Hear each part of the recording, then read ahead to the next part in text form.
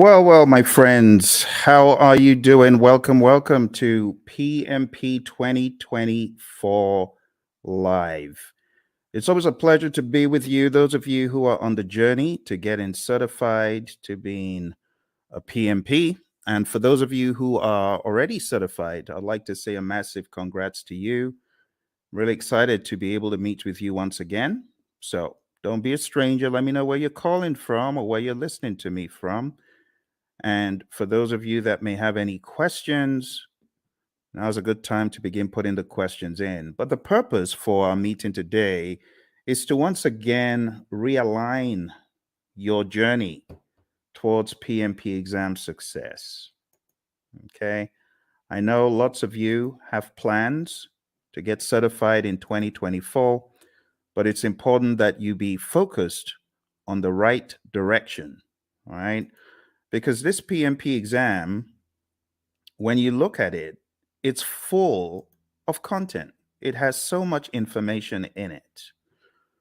So you need to be focused, my friend. You need to be laser focused on what exactly you're doing at every step of the way.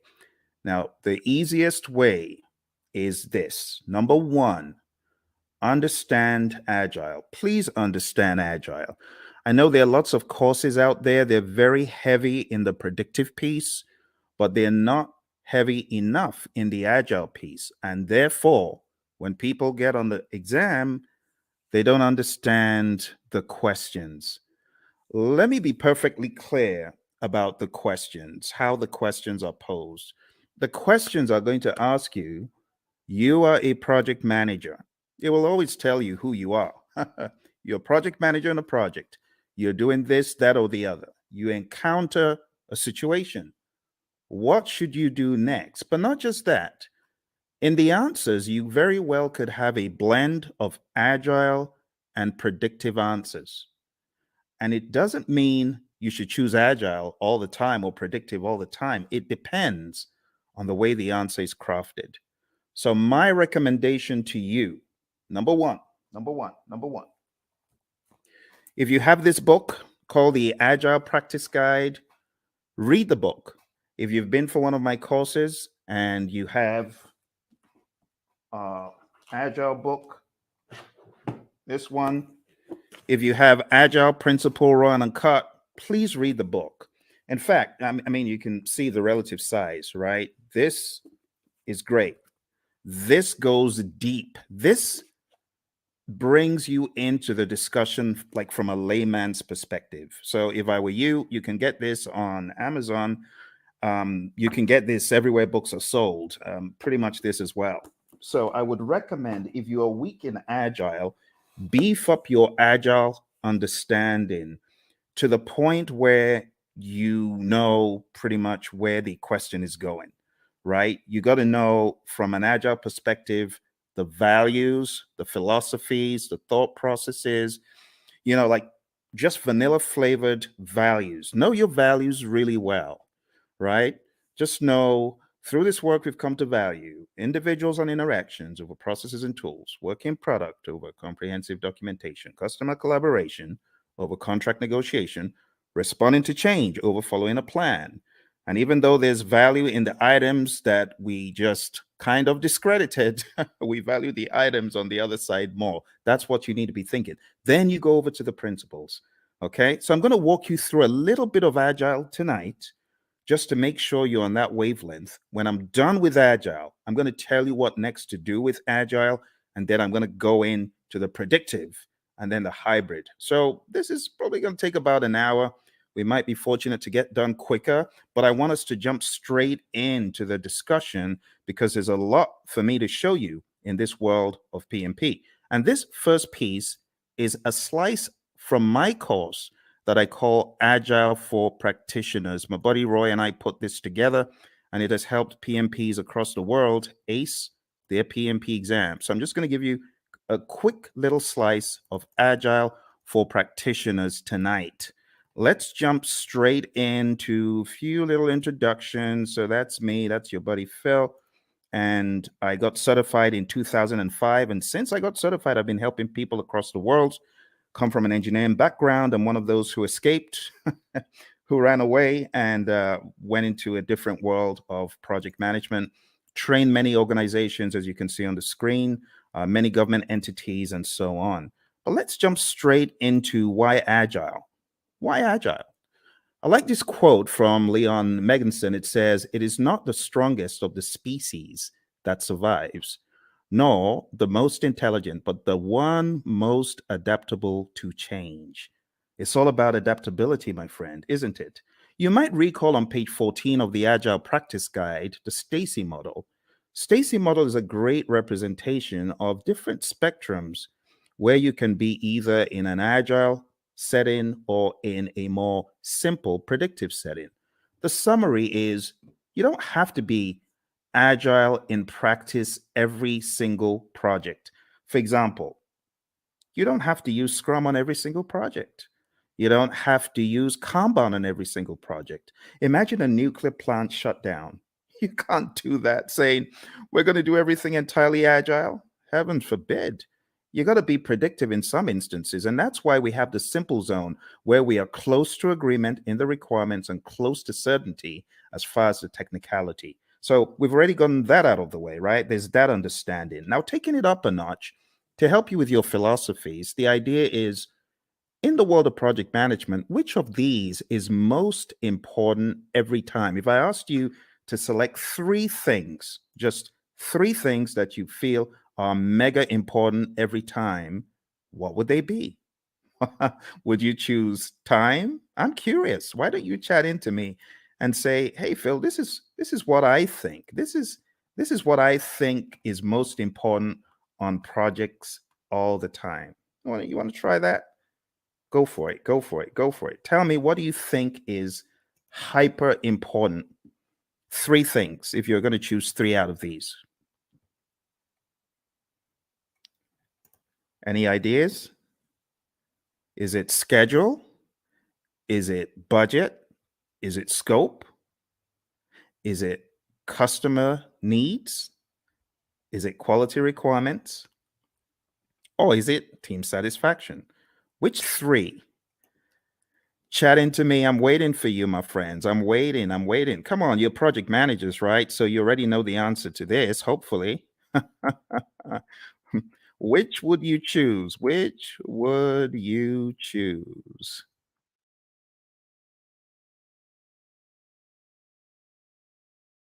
All right. Which would you choose? Everyone's trying to be all cute here. All right. Well, what I would choose is probably not the first one because delivering on schedule, if I don't deliver quality, is going to be frowned on. Don't you agree? If I delivered on schedule, but my customer is not happy, what good is that? Right? What about delivering on budget? You deliver on budget, but your customer is not happy. You got issues. You see where the train is going now? So, in order to answer this question, you need to ask, what about the customer? That needs to be actually one of the first things, but it's not the first thing that you think about. You know, the very first thing you should think about? The very first thing you should think about is the restaurant analogy. Have you ever been to a restaurant and you made the mistake of being mean to the waiter and they're going back there and you're wondering, oh my goodness, I shouldn't have done that. Who knows what they're going to do to my food? Has that thought ever crossed your mind? Well, it's the same thing when it comes to the world of project management. Because if you are not satisfying your team members, the likelihood is your customer may not be satisfied because the team may not put in their best. But if your team is satisfied, and I'm not talking salary now, I'm just talking being mindful and being empathetic and ensuring that the team has what they need. You know, the Agile Manifesto talks about giving the team the environment and support they need. When you do that, you're likely to have the team meeting quality requirements, delivering on budget, schedule, scope, and the customer is likely to be satisfied. All that good stuff. Okay, so the best answer to this, I don't know if you noticed, this said all plan scope. So you don't have that mindset of, oh, we have to deliver everything. In the world of Agile, no, that's not our mindset. Our mindset is we got to deliver value. It doesn't have to be all the scope. So I was looking for you to choose the bottom three. That's what I was looking for, just the bottom three: customer, quality, and team. Now, moving on to the next part where we're going to go pretty quick. This is what I was talking about, right? The Agile Manifesto values, which I've already covered, and then the Agile Manifesto principles. I'll just summarize them. Number one, customer obsession. Number two, welcome changes, even late, for the customer's benefit. Number three, deliver working product frequently. We want this to be shorter than 2 months because things change rapidly. You want feedback. You want to put it back into production. You want customer engagement. If it's far beyond 2 weeks, your customer may be disengaged. Number four, business people and developers working together daily. Number five, building projects around motivated individuals. I mean, that's common sense. No one wants to build a project around a demotivated team, right? Number six, face-to-face conversation. Now, this is very debatable because today everyone's on Teams, everyone is on Zoom. So, when it comes to efficient and effective, we got to be careful in 2024. But for the sake of your exam, just go with number six as it's written. Number seven, working product, the primary measure of progress. In the world of Agile, we don't do all those percent completes and statuses, right? In this world, Agile processes promote sustainable development. I call number eight, don't kill the team. The don't kill the team principle. Number nine, continuous attention to technical excellence and good design enhances agility.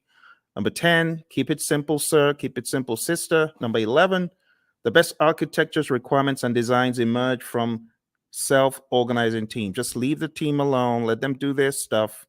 You hired adults. You hired experts. They'll get it done better than when they were meddled with. And number 12, at regular intervals, the team reflects on how to become more effective. They tune and adjust their behavior accordingly. Doesn't always have to be the retrospective. This could be just a way of life, a day-to-day philosophy. And that's the Agile Manifesto. You do really need to know this well before you exam, okay? Now, let's go a step further. There is one more thing in the world of Agile that I like showing, and that is a difference between the predictive thinking, which is encapsulated on the screen right here. You can see in the traditional world, scope is fixed. But in the world of Agile, what happens? We flip the triangle on its head, and scope is now flexible, right? What is fixed is we have a fixed time box, that's schedule, and then we have a fixed budget, team size. So don't forget these core things about the world of Agile. Finally, before we get out of Agile, I just want to remind you, because I know a lot of people fight this one. The most popular Agile framework is Scrum, okay? If you haven't read the Scrum Guide, you should. Go to scrumguides.org, download it, read it, right? Scrum is a lightweight, easy to understand model. It's based on 3 pillars of transparency, inspection, and adaptation. This is a sequence of activities. What happens? Number one, we have a product backlog, and it's a list of all the things our customers want. Then we have an event. It's called sprint planning. Sprint planning is where we meet to decide what we're going to get done in the sprint. As a result of that meeting, we get a sprint backlog. Once we get our sprint backlog, we then have our marching orders. We are already in the sprint, technically, once we start the sprint planning event. But the next event that happens is the daily scrum. The daily scrum is something that we do every 24 hours. Don't say, oh, we do a weekly daily scrum. No, that's not a daily scrum. It has to be daily. So the daily scrum is where the team meets. They meet as a sync up meeting. It is not a status meeting. Please don't choose that on the exam when they give you the trick question that says the daily scrum is a what? Don't choose status meeting. It's not a status meeting. It's a planning meeting. It's a sync up meeting. There's a difference. So it's not status. Don't think status. We could either answer the 3 questions, and with a mature team, you don't need to pass the mic around. They know what to talk about, right? But some teams prefer to not answer the 3 questions. They prefer to walk the board or just do some other configuration, right? Some very mature teams, they may not even walk the board or answer the 3 questions. But for the sake of your exam, understand that the 3 questions is pretty staple, and then walking the board. It's talked about in the Agile Practice Guide, okay? Then the sprint, how long is a sprint? 4 weeks or less in the world of Scrum. In the middle of the Scrum, a lot of teams these days, and I really want to call your attention to a very subtle fact regarding your exam. I'm going to have to go to that book again. And it's a good book, actually. It's not a bad book. It's the Agile Practice Guide. So let's go to the Agile Practice Guide, okay? So looking at the Agile Practice Guide, I want to point out to you that there are a number of things the PMI accentuates on page 50 forward. Okay, so you do need to read PMI's account, because in the Scrum Guide, you don't have any talk about the event called backlog refinement. In fact, in the Scrum Guide, it's looked at as everyday life for the product owner.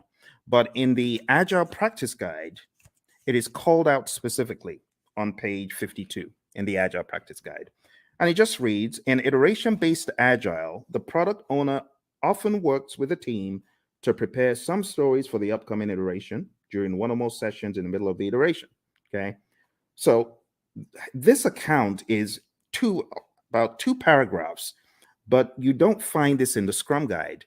You should pay attention to backlog refinement. You should pay attention to PMI's account of Agile, PMI's account of all things that are on the exam, okay? So even though backlog refinement in this image I've graded because it's optional, you should, as a PMP candidate, be aware that PMI has 2 full paragraphs. It says there is no consensus on how long the refinement should be. There's a continuum of just-in-time refinement for flow-based Agile. The team takes the next card off the to-do column and discusses it. And then it says many iteration-based Agile teams use the time-boxed 1-hour discussion midway through a 2-week iteration. And that's exactly what I'm depicting on the screen. This is midway through the iteration. The team takes some time out. They do the backlog refinement. They go through the whole idea behind the INVEST acronym. Now, this is not a place for us to debate whether it is good or bad, because I have some of the Agile zealots who hate the INVEST acronym. Don't listen to them. What do I mean by the INVEST acronym? Independent, negotiable, valuable or vertical, estimable, small enough to fit within a sprint, and testable. You want to make sure that your backlog items are indeed ready. Okay, like I said, various schools of thought are against the INVEST acronym. But when we talk about the refinement, when we talk about the definition of ready, it is important you understand and have some sort of guardrail framework to help you. So this helps achieve definition of ready. Okay. If the story fails to meet one of these criteria, the team may want to reword it or even consider a rewrite. So this is the INVEST acronym. When we say a story is ready, it means ready for us to work on. And in your backlog refinement sessions, you want to work on getting your stories to a definition of ready. Okay, it's just that simple. When you get certified, you can, join the debate about whether backlog refinement should be done with the INVEST acronym, whether definition of ready is good or bad. I'm not here for all that, right? But just know for your exam, it's in the Agile Practice Guide. All right, moving on.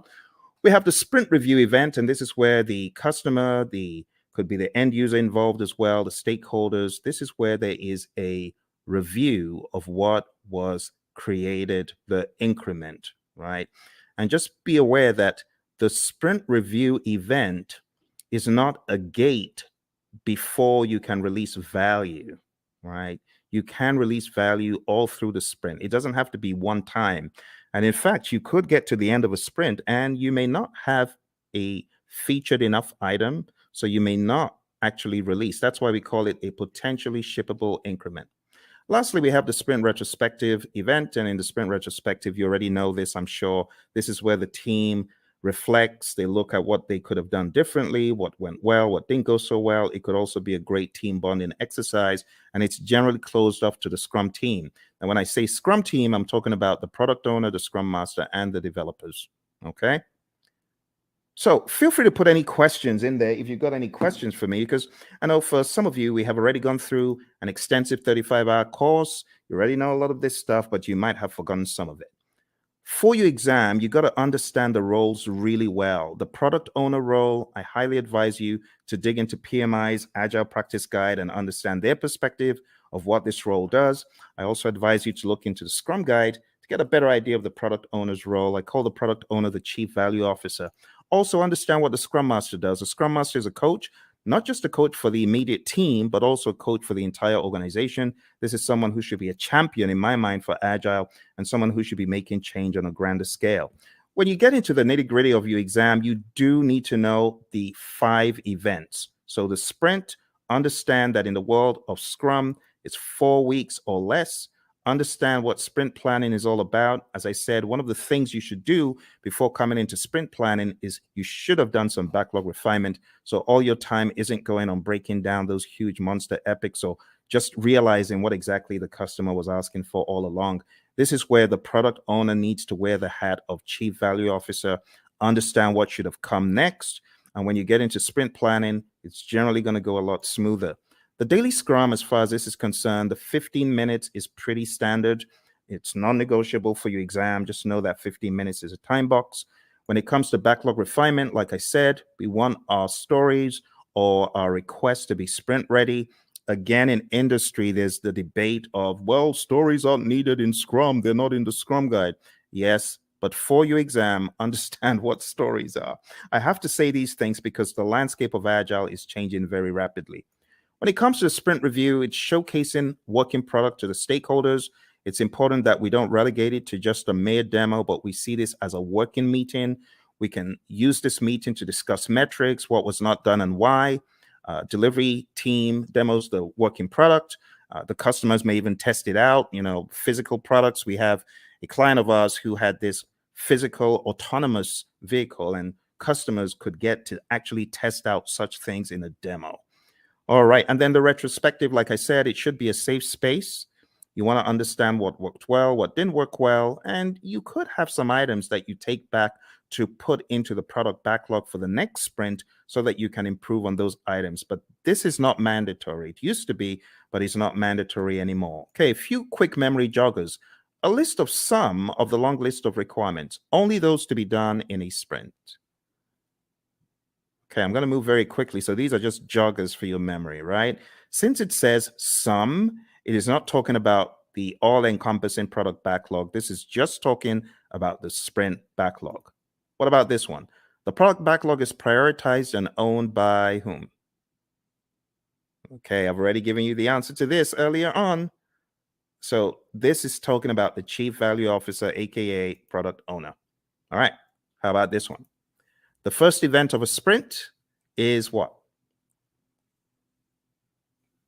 Okay, if you were listening in the beginning, you would have gotten that it's the sprint planning event. All right, let's go to the next one.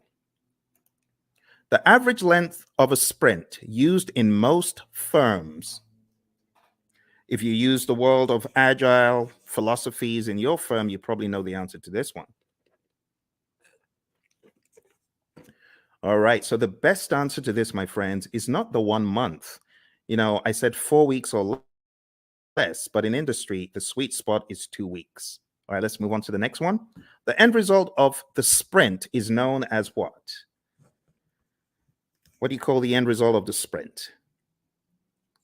All right, so I've abbreviated it because I really want you to think. I really want you to be on your toes thinking about, okay, what are we talking about here? So here we're actually talking about the increment. Now, you can eliminate 1, but you're left with 3. It's definitely not the Project Management Institute. So the best answer that I would have expected you to choose is potentially shippable increment, PSI. Majorly because it may not be featured enough. All right, so PSI is the answer to that one. Okay, PSI. Okay. Next one, a daily scrum is what? What is a daily scrum? Is a daily scrum a planning meeting, a status meeting, a phase gate, or resolution meeting? Hey, Lawan. Lawan, good to see you. Lawan is one of our PMP gurus. She's already certified. And Lawan's got some other certificates, haven't you, Lawan? So very nice to see you. Nice surprise. What are you working on now that you're a PMP? Tell me what you're working on. I'd love to know. All right. So the daily scrum, Lawan said it's A, and she's correct. It's a planning meeting. We don't want to think of it as a status meeting. That will be an immediate 0. So don't do that. All right. Next one, priming the backlog and preparing it for the next sprint through discussions and reprioritization actions is what?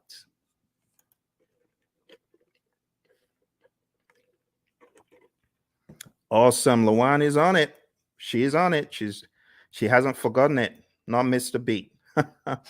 Thank you, Lawan. The best answer to that is indeed what you chose. The answer is backlog refinement.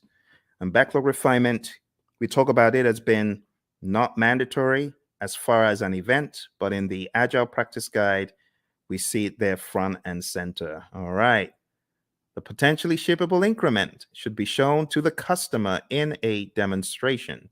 This is known as what?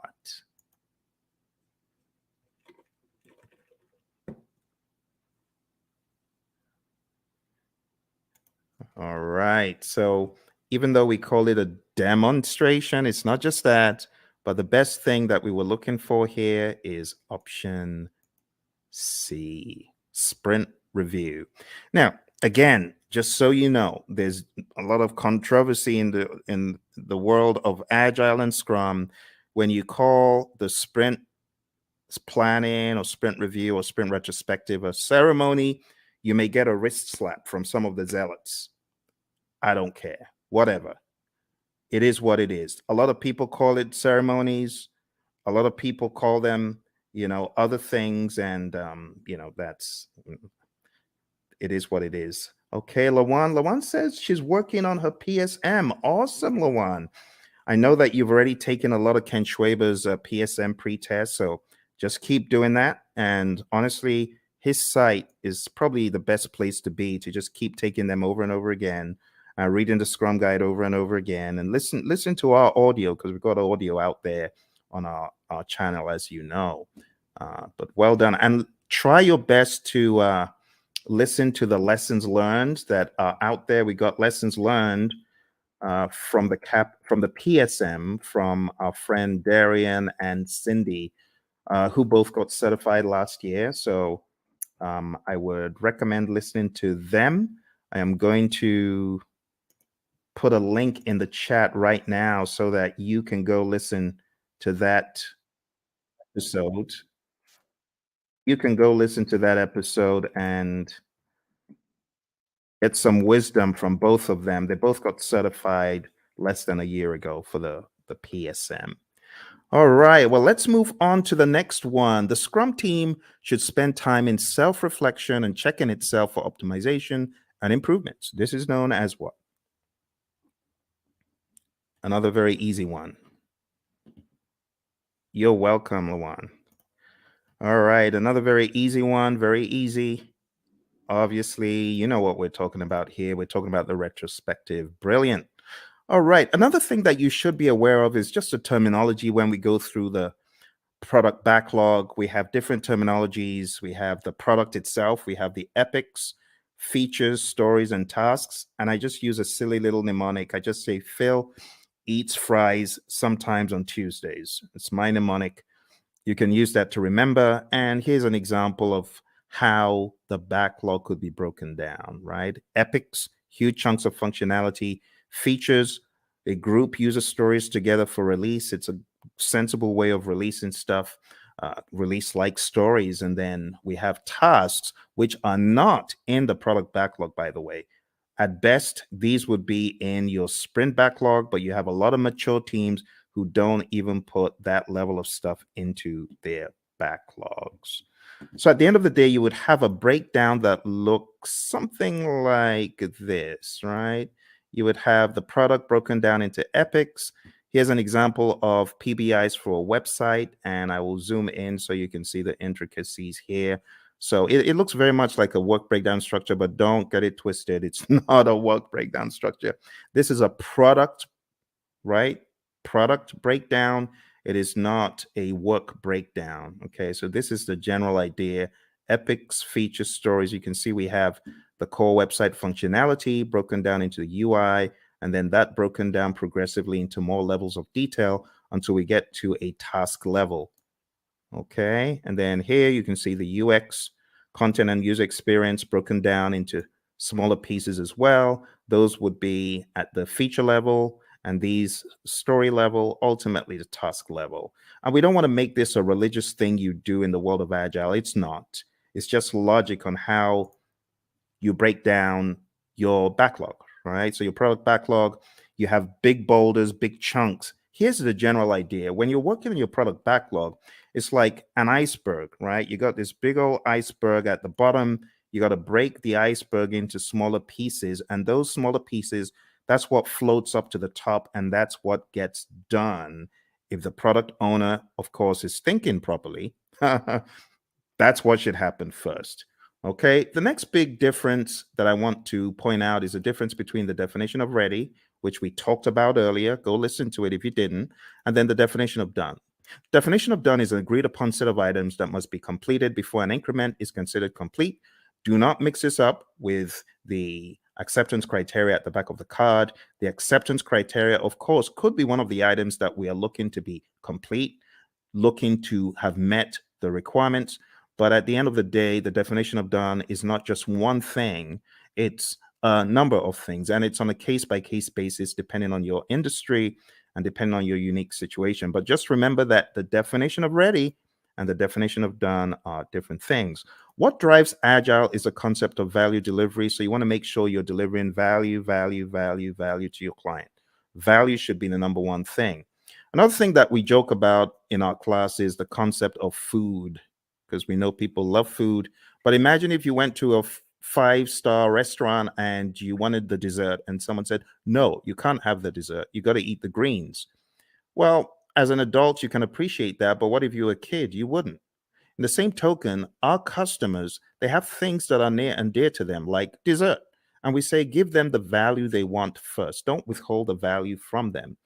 Because they won't be happy if you withhold the value from them. If you gave them the value, then they understand you get them, right? You totally get them. So how do you order the backlog? The different ways of ordering the backlog, but one of the philosophies is to understand the concept of doing the big, hairy, audacious things first, right? The high risk, but high value. So always think, what is high risk? What is there a high risk and a high value on in this project? If there's a probability that you won't get a high value item done, that could be bad. So what should you do? This is just basic project management common sense. Do the riskiest stuff first. And if you do the riskiest stuff first, there's a likelihood that you will at least get them done. If you don't do the risky stuff first and you do it last and then you don't get it done and the time box is over or the number of iterations you promised is over, that's no good. So we often say high risk, high value first, low risk, high value next, low risk, low value next. And then why do you even want to do those in the top left quadrant? Why do you want to do high risk, low value? It doesn't make sense.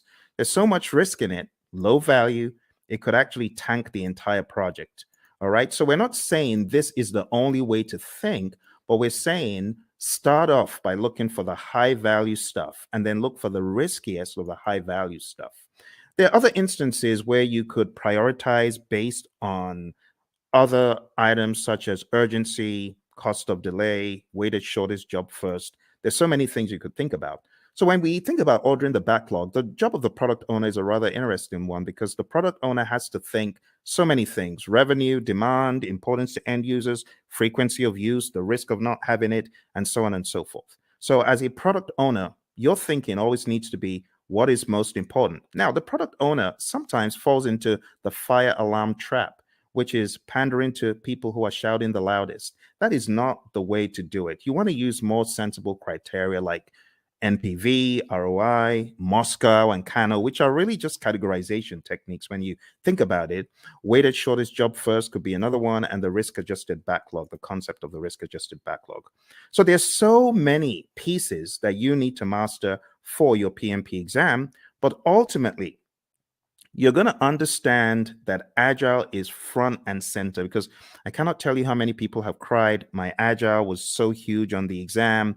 I was not able to answer the questions quickly enough. It took me such a long time to read them and things like that. So you got to be ready. Scrum is definitely the big number one framework for the world of Agile for your exam. And then the number two framework that I would highly advise you to hone in on is Kanban. Just understanding how Kanban is structured, what it actually means when we say limit your WIP and why we say limit your WIP.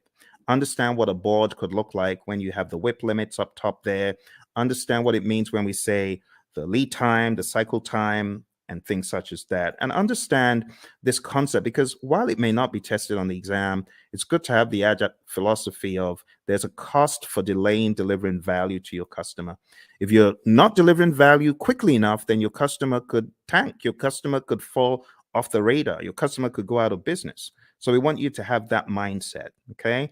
And last but not least, I'll just say have a mentality of the shuhari, right? Alistair Coburn brought this into the world of Agile from the world of Aikido, and it's just a great philosophy to understand. You got to go through a period of blind obedience. So I remember when the PMI Phoenix chapter brought the whole CSM bandwagon to our chapter, and I was one of the people who jumped on it. And our trainer was receiving a lot of consternation. Tom Meller was receiving a lot of consternation from the PMPs because they felt, what is this? This doesn't make sense. Why should we do this? Don't criticize our project management and things such as that. But blind obedience is best. Honestly, if you're coming into the world of Agile, just leave all your predictive stuff at the door, because I was in the world of predictive for eons, but I had to embrace, as they say in the military, embrace the suck. I had to embrace what Agile was bringing, the change in mindset. And not until I embraced it and I went fully in did I fully get it. So the blind obedience stage is really important. After the blind obedience, you get to the heart stage, consciously moving away from the rules, detaching, breaking free.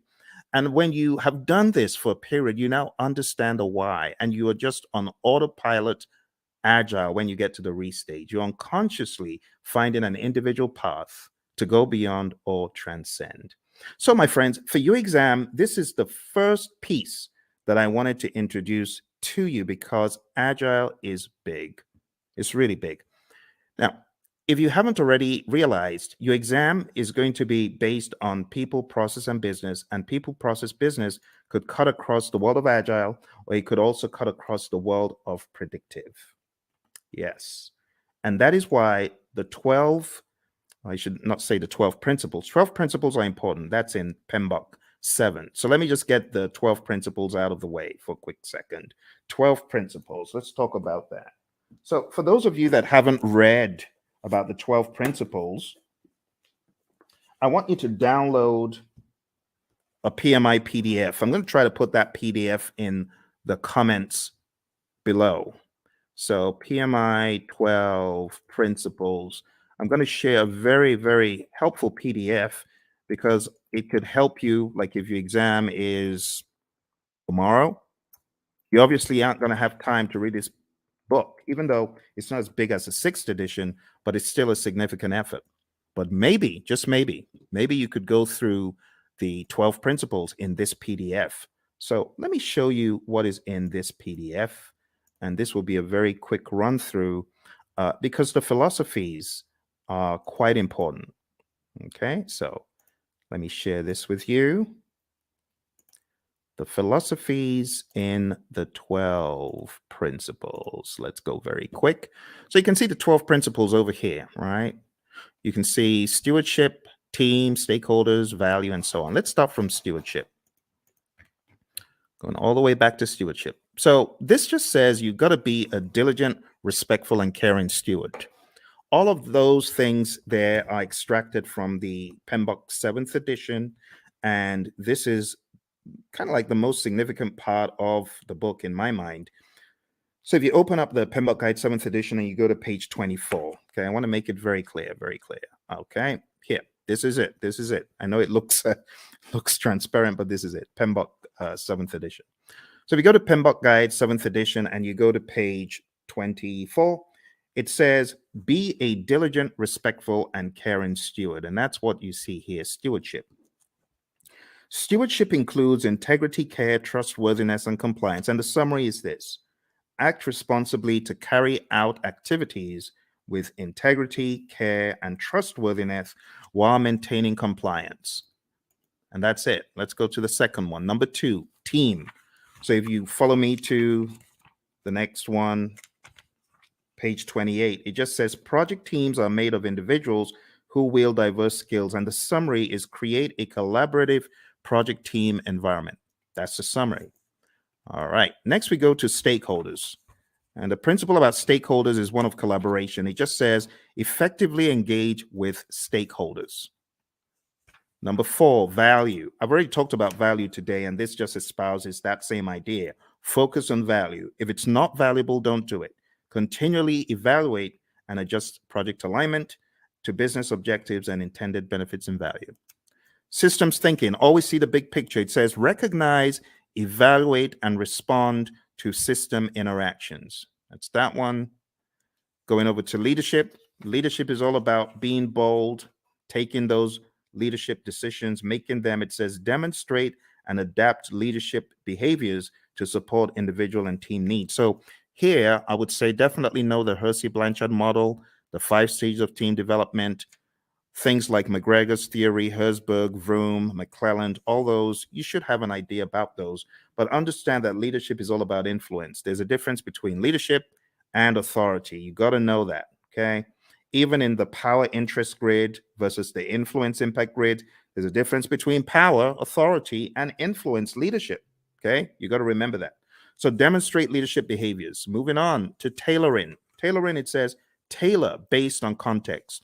The summary is you cannot throw the entire PMBOK guide or guides or process group or practice guide at every single project. All right, next one is quality. It says build quality into processes and deliverables. You got to think quality. It says maintain a focus on quality that produces deliverables that meet project objectives and align to the needs, uses, and acceptance requirements set forth by relevant stakeholders. Let's move on to complexity. Complexity, it says navigate complexity. The best way to navigate complexity is to understand the dimensions in it. The dimensions, human behavior, system behavior, uncertainty itself, and ambiguity, and technological innovation. There's a difference between these two. So let me go over these on page 51 very quick for you. Ambiguity is a state of being unclear. It says of not knowing what to expect or how to comprehend a situation. Then it says uncertainty is a lack of understanding and awareness of issues, events, paths to follow, or solutions. The summary is this. PMI is saying complexity is a characteristic of a project, and you as a project manager, you need to know how to manage it. How do you manage complexity? Let me take you back in time to the Stacy complexity model, remember? Now, how did we say we would work on complexity? We're going to break things down into smaller pieces, do things in iteration. Sounds like agile, right?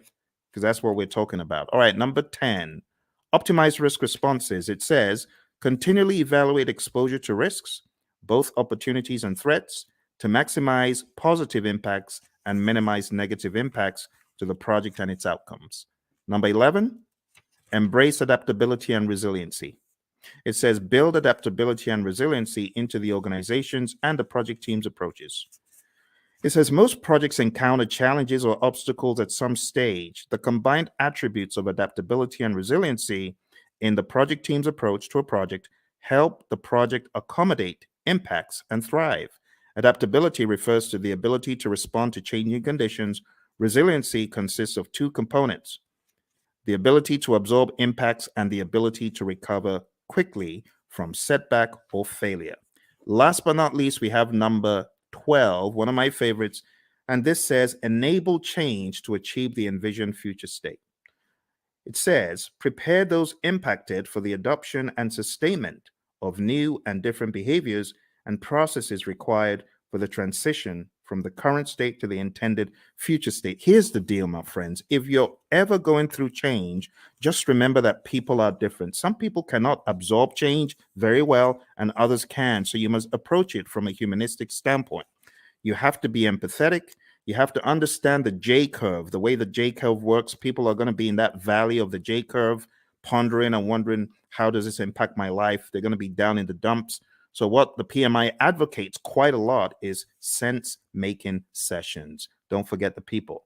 All right, and that's pretty much it for PMBOK 7. For those of you who have been asking the question, Phil, does that mean I need to just read the entire PMBOK 7?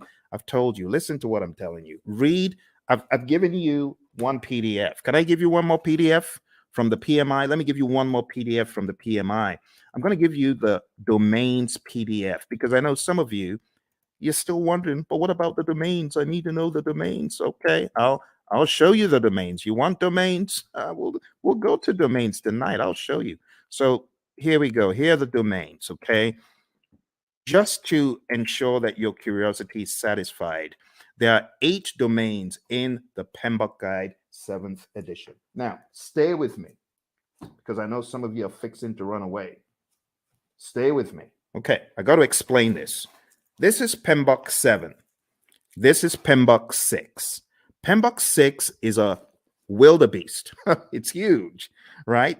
It has 756 pages.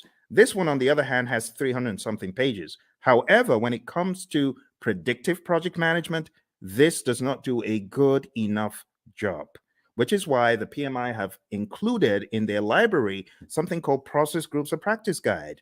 And that took from the now out of publication 6th edition, and they put together Process Groups of Practice Guide to walk people through the knowledges and process groups. Because, should I just be honest? People ain't buying the domains. People are like, we've known the process groups and knowledge areas for the past 2.5 decades. Why are you giving us? It reminds me of the Israelites. Why are you giving us this stuff to eat? Why are you giving us why are you giving us PMBOK 7 to eat? So let me show you the summary, okay? Let me show you the summary. Here is the domains, okay? I've put the domains in the chat. Now let's share the domains very quick. Now, I'm going to read for you from the PMBOK Guide 7th edition, and hopefully you will not ask me this ever again because I feel it's not a very good use of our time, but I know some of you are curious. So let's go to page 7. And another thing about this book is it has 2 sets of pages. You have page 1 in the side where you have the principles, and then you have another page 1 where you have the domains. But let's talk about the domains. Listen carefully. It says, a project performance domain is a group of related activities. That's the difference. It did not say a group of processes. You get it? A group of related activities that are critical for the effective delivery of project outcomes. Project performance domains are interactive, interrelated, and interdependent areas of focus that work in unison to achieve desired project outcomes. There are 8 project performance domains. Number 1, stakeholders. Number 2, team. Number 3, development approach and lifecycle. Number 4, planning. Number 5, project work. Number 6, delivery. Number 7, measurement. And number 8, uncertainty. Let's go through them hyper quick. Stakeholders is all about your care for your stakeholders, understanding that you need to effectively interact with them. In other words, you need to manage their engagement. The team domain is all about caring for the team, team health, and team optimization. Development approach and life cycle is all about selecting the right development approach. Is it going to be agile? Is it going to be predictive? Is it going to be incremental? Is it going to be agile? And then going down into the smaller silos, is it going to be Scrum? Is it going to be Kanban? Is it going to be TDD? Is it going to be ATDD that we use here, right? And so on and so forth. Planning is all about planning the project. It's that simple. Project work, as it says here, addresses activities and functions associated with establishing project processes, managing physical resources, and fostering a learning environment. Watch this. Project work is associated with establishing the processes and performing the work. Boom, performing the work. That's the direct and manage project work process and everything connected to it. So just think executing. The next one is delivery. This just makes sense. You create a product, service, result, feature, function. It needs to be delivered. And that's what you're doing in the delivery performance domain. It addresses activities and functions associated with delivering the scope and quality. You see those two? Scope management, quality management. I told you you were not missing anything. That's what these domains are all about. The next one is measurement. Now, this one, I must say, is a worthwhile inclusion in the dialogue, because a lot of times you have individuals who are measuring stuff and their measurements are probably not sensible. For example, a company my buddy Roy worked with, the company said to the testers, we're going to reward you if you find bugs. The more bugs you find, the more rewards you get. So these people aren't stupid. Of course, they had friends who were developers. So the developers started cranking out some soft bugs, not really malicious bad bugs, just soft bugs that will get their buddies a reward. What a ridiculous metric to measure. So don't measure the wrong thing. That's what this is telling us. Measure sensibly, and also be aware of the vanity metrics phenom. Don't fall into the trap of vanity metrics. Actually, the PMI has a very good breakdown of why you should be very particular about metrics. It says on page 96, we have leading indicators and lagging indicators. So be aware of what you're measuring. Is it a leading indicator predicting changes or trends, right? Leading. In other words, the metric is smart. The metric tells you what is about to happen before it does. Or we have lagging indicators. Now, lagging indicators, I'm not saying they're dumb, but they measure deliverables or events after the fact. Okay, so leading indicators, that's your magic right there. Lagging indicators, not bad. They're still helpful, but it's after the fact. And it says what to measure. You got all sorts of things on page 98, which is a good breakdown of what to measure. We go into the concept of baselines, business value, net promoter score, mood chart. I would highly advise at least understand some of the basic metrics in project management just in case they come up on your exam.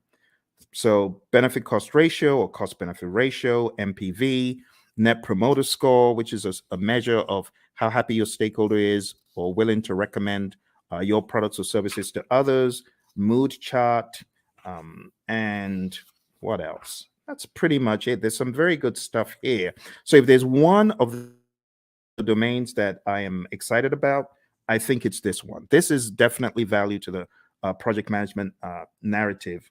On page 112, we have my favorite, the vanity metric, a measure that shows data but does not provide useful information for making decisions. Has someone ever told you to gather data and measure stuff that is just worthless?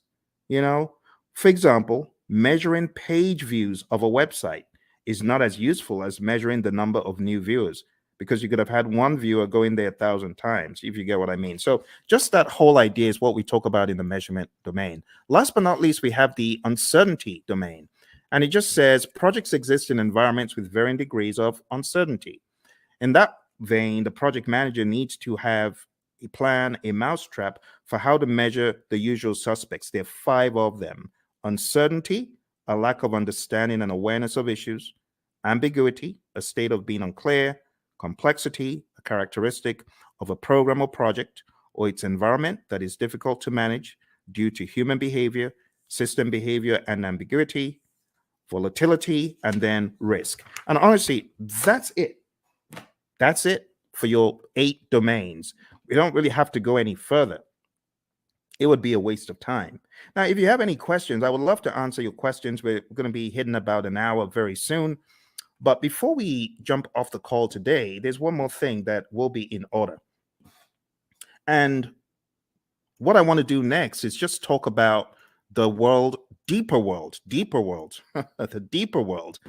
deeper world of project management by going into, it's the grid. The grid, everyone's like, oh my goodness, not that again.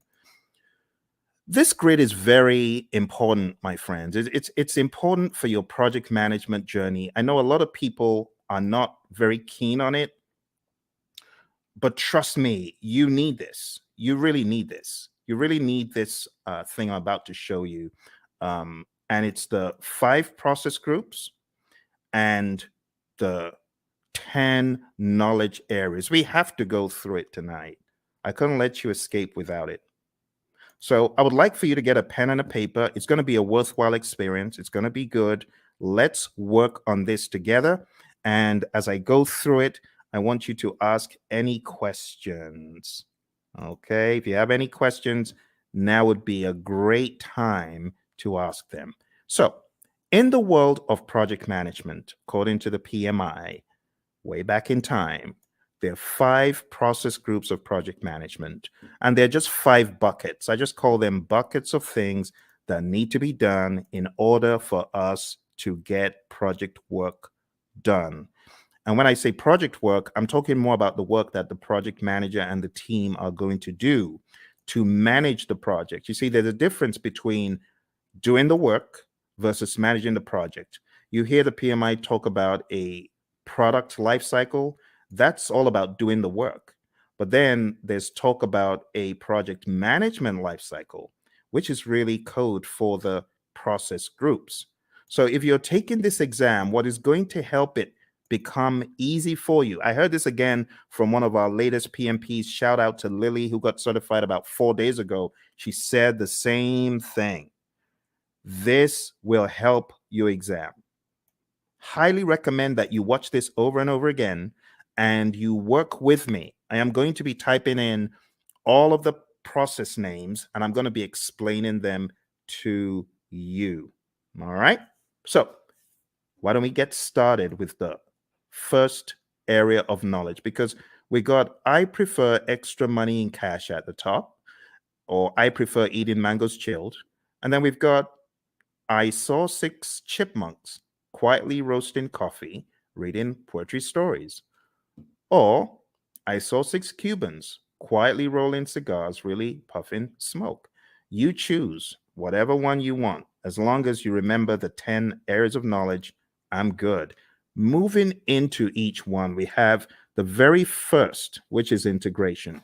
I'm going to be making them a bright yellow as I go through. Hopefully, I remember to be consistent with it. And in that way, you'll know which one we're on. Okay. So right now, we're going into integration. Let's make it a bright yellow. All right. So in integration, the very first thing that happens is the develop project charter process. And in Develop Project Charter, you are creating a document that authorizes the project. You, the project manager, could be working on this, but you don't necessarily have to, because if you've got a sponsor who is capable, they could create this by themselves. They don't need you to do it. But other times, they may ask you to do it. In fact, in a lot of companies, the project manager creates the charter, the sponsor signs off on it. So you have to understand that dynamic. All right. Next, going over to planning, the next thing you do in integration is you develop the project management plan. And this is where you put the big plan together, because there's a lot of stuff that actually happens under the process that we're not seeing yet. There's stuff that happens under integration, and all of that rolls up, technically speaking, into integration at the end. We'll talk about that progressively. Next, going into executing, we have the direct and manage project work process. This is where the work is being done and the major output is a deliverable. So think about it. Everything that you're doing in project management, whether you're making a chicken sandwich or whether you're working on software or code or whatever, you will have the time when you need to do the work. And direct and manage project work is where the project manager is helping by directing and managing what needs to be done. Okay. From direct to manage project work, in addition to deliverables, we get something called the issue log, and we also get work performance data, which is just like you as a project manager, you are observing what is happening on the project. You know, you're observing how many widgets have defects. You might be observing which employees are unable to come in for work. We call that work performance data. The other thing that happens here in executing and integration is manage project knowledge. Okay, and then moving over to monitoring and controlling, we have a process called monitor and control project work. And this is where we are creating reports. We call them work performance reports. And the reports help understand the status of the project and so on. And the other thing that happens here is called perform integrated change control. And this is where you are reviewing the change requests that come in. The change control board is also involved. So you would review the change request as it comes in. If the change request is not in formal writing, you are encouraged to put it in formal writing. And then you review it, you do an impact analysis, and then you send that information to the change control board, and they can review the change request and decide whether it's going to be done or not. And then in closing, we have the close project or phase process. Close project or phase. And this is where you close out either a phase in the project or the project as a whole. Now, what I want to do right now is just comb through them in a little bit more depth. All right. We get a project charter from here, develop project charter over here. From develop project management plan, we get our project management plan. From direct to manage project work, we get our deliverables. From manage project knowledge, this is where we do our lessons learned. We get a lessons learned register. From monitor and control project work, we get our work performance reports. From perform integrated change control, we get our approved change requests. Remember, we could also say the change log is technically an output from here. But remember, your exam is not based on all these inputs, outputs, and stuff. They just help you understand the flow.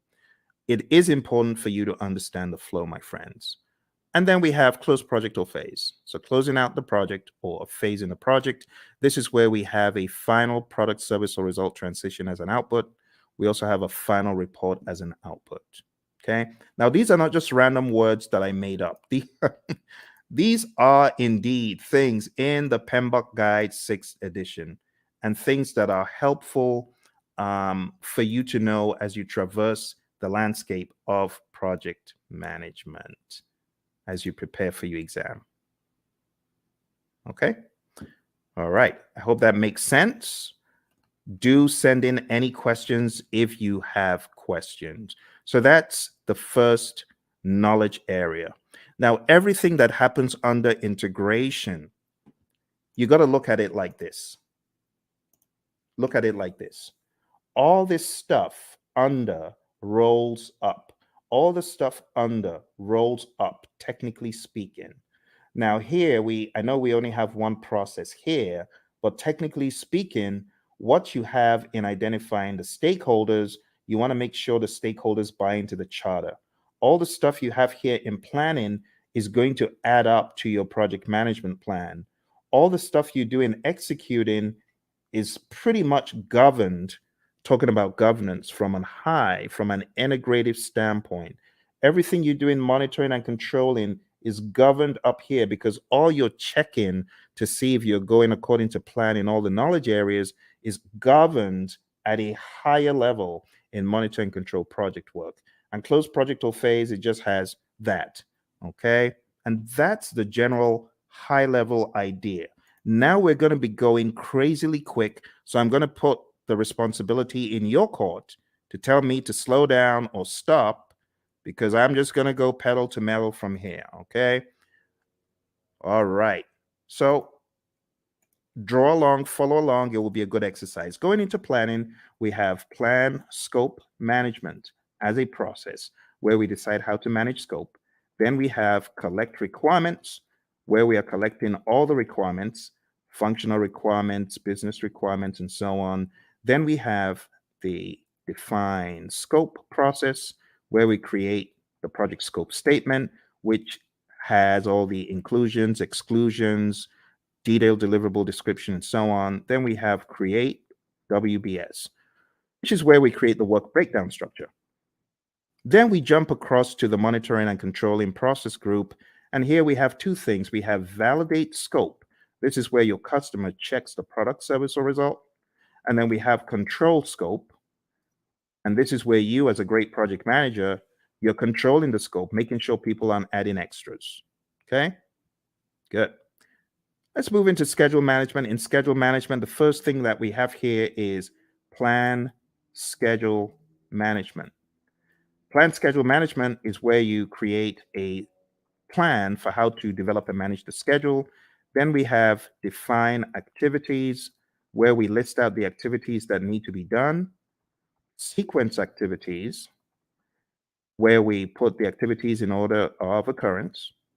And estimate activity durations, where we decide how long each activity will take.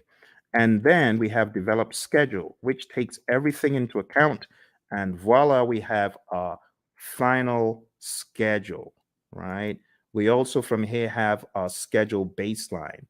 Just to make sure you understand the difference, There's a difference between having a project schedule, which is a living, breathing schedule that you update just sensibly as a project manager, versus the schedule baseline, which is a particular version of the schedule etched in stone. So there is a difference between the schedule baseline and the project schedule, and it helps to know that. Last but not least, on the other end of the spectrum, we have control schedule, and this is where we ensure that our schedule is going according to plan. Okay?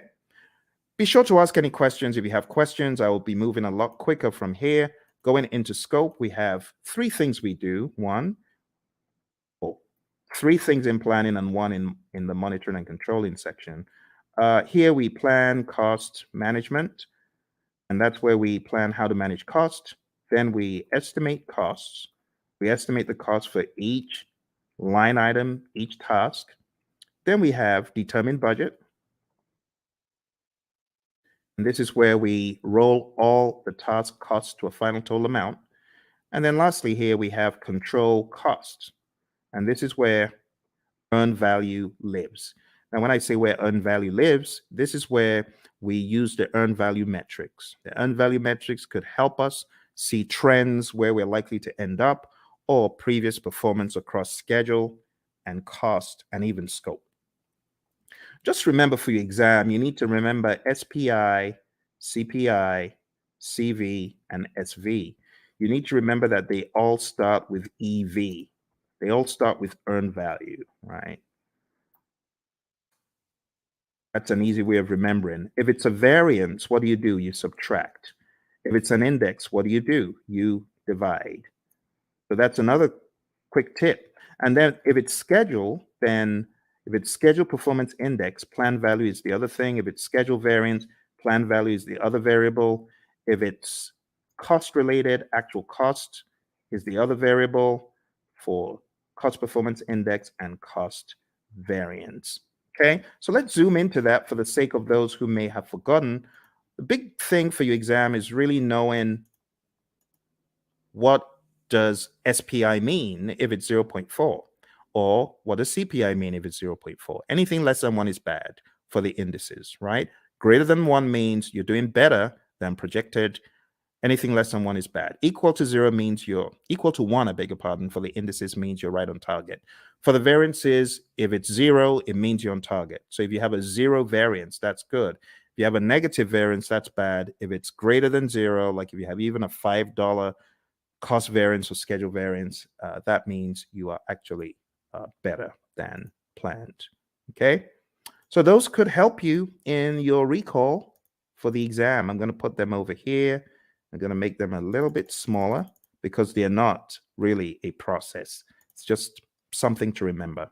All right, let's go over to quality. So in quality, we have plan, quality management,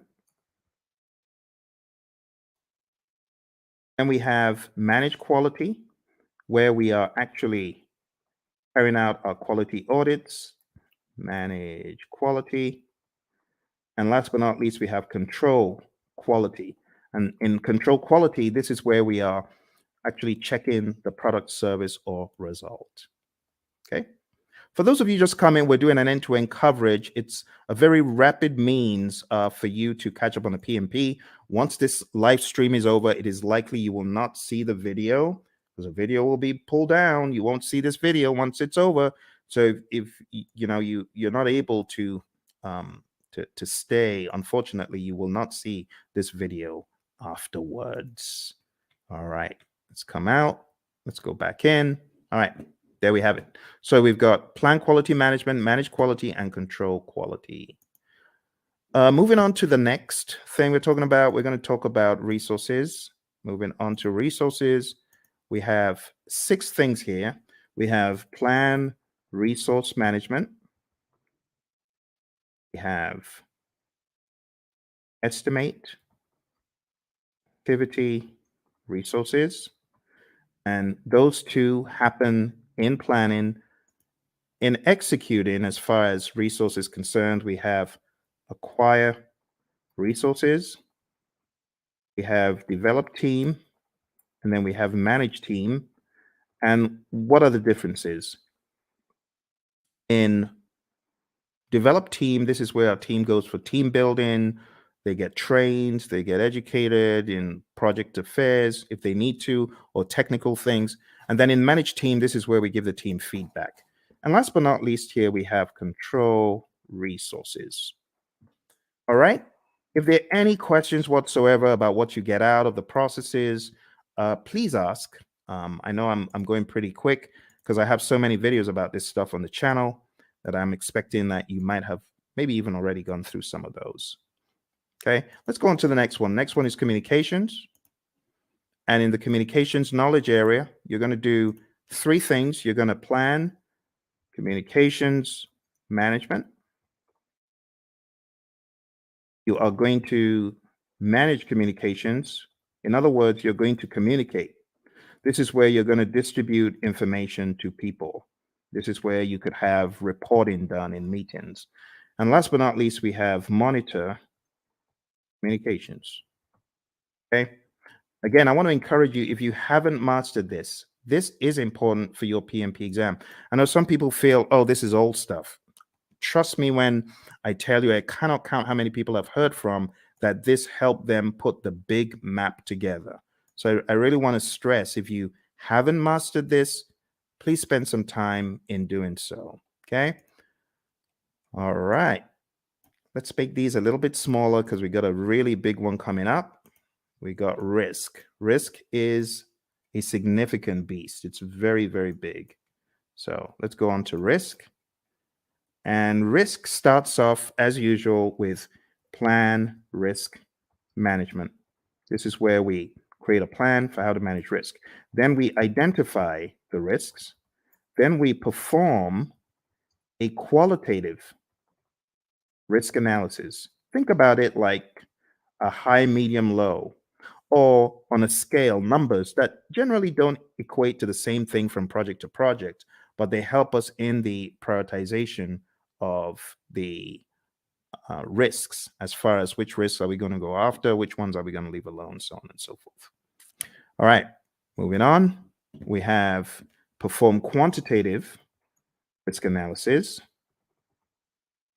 And this is where we analyze the risks from a numeric standpoint that is also dollar related or something quantitative like weeks. You could analyze from a schedule perspective, how many weeks, how many days, and that's an absolute. That is not qualitative. Or how much money is going to be the result of this risk as far as contingencies are concerned.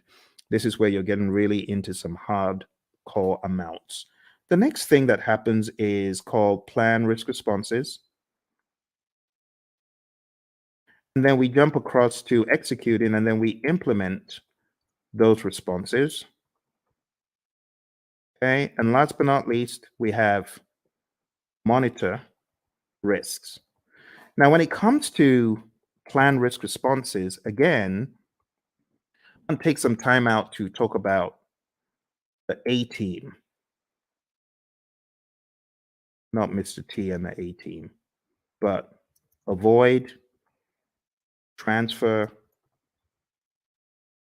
escalate, accept, and mitigate. Okay, so these five are your approaches for negative risk or threats. We also have another five for positive risk or opportunities, and I'm just going to put them here sneakily. I know it shouldn't be there, but I'm going to put them there because I want to share them with you. I call it EASEE, easy, right? Easy. It just stands for exploit, accept, share, escalate, and enhance. You got to know these really well. Look on the channel because I have videos. Avoid. Let me just blow this up a little bit so that you can see it a little clearer. Okay, let's blow that up. Okay, so avoid, and feel free to take screenshots. That's fine if you want to take screenshots, right? So avoid is avoiding the risk altogether, 100%. The risk doesn't happen or it doesn't impact at all. Transfer is transferring to a third party. Escalating is elevating the risk to either your boss because it's beyond your power or your authority, or you could escalate because it's affecting other parts of the organization. Accept is doing nothing. We have passive and active accept, and mitigate is reducing the probability or impact. On the side of the easy, which really should be here, but I'm just making this quick. The easy is for the positive risk. So you could exploit a risk that's 100%. That positive risk is going to happen, right? That's what we mean by exploit. 100% will happen. Accept is doing nothing. We have passive and active accept again. Sharing, again, same strategy as I said for transfer. You involve a third party. It could be a special purpose company. It could be a sister organization that you share the positive risk with. Escalate, again, escalating it to a higher power because it's beyond your project or because it's beyond your power. And then enhance is really just increasing the probability or the impact of the positive risk. All right, so that's risk, my friends. We are going pretty quick here, and we are going to be done before you know it. Let me go back and share the last pieces of information because we have just 2 more knowledge areas. Aren't you amazed at how quick that has gone? You know, in some courses, the entire 1 week is spent on that. They spent 5 days taking you through what I'm showing you in minutes. That's why you need to come to my course. Come to my course. I'll do a lot of time optimization for you. You want to join my course, go to hpmexam.com or go to tinyurl.com/elite PMP, or tinyurl.com/elite CAPM. I'm going to put those links in the chat because I know some of you are like, how do I join your program, Phil? Well, you just need to go to Elite PMP. You can start studying with me tonight, like right away. You can start studying with me right now, because if you sign up there, you'll be able to join immediately. It's on Udemy, and costs 24 hours a day. You just decide when you want to join. And if you're getting ready for the CAPM exam and you're wondering how to get certified, you can join me on the Elite CAPM program as well. I'm going to put that in the link. Do that. Put that in the chat. So go to Elite CAPM if you're keen on study with me for the CAPM exam, and then if you want to be on my full-blown training for project managers, not only to get them PMP certified, but also to elevate them to the next level after PMP. In other words, showing you how to succeed. You can just jump into my program, which is called hpmexam.com PMP exam immersion. Let me put that in the chat as well for those of you who are curious, because I know some of you are feeling the training right now. You're like, my goodness, I just spent $2,000. I spent 10 times more. I got 10 times less in a different program. If that's you, I want you to smash that like button. Tell me if that's you. I want you to hit like. I want you to subscribe to the channel, and I actually need you to share it with your friends. Okay, that's what I need you to do. So if you want to study with me, do that. And if you're like, Phil, I ain't got a dime. I'm just trying to get by. Hey, that used to be me. That used to be me back in 05. I didn't have a dime. And that's why I've got you covered. I've got a free 30-hour program right here on YouTube. For those of you who are on YouTube, those of you who are on the other platforms, thank you for joining me from the other platforms. I see you. I see all of you across the platforms. So if that's you and you're like, Phil, I ain't got a dime, I got you covered. I'm going to put a link in the chat, and this is to my 30-hour free program, totally free. All you need to do is go on to pmp.pmradio.org, and I've got over 30 hours of free video. Free, totally free.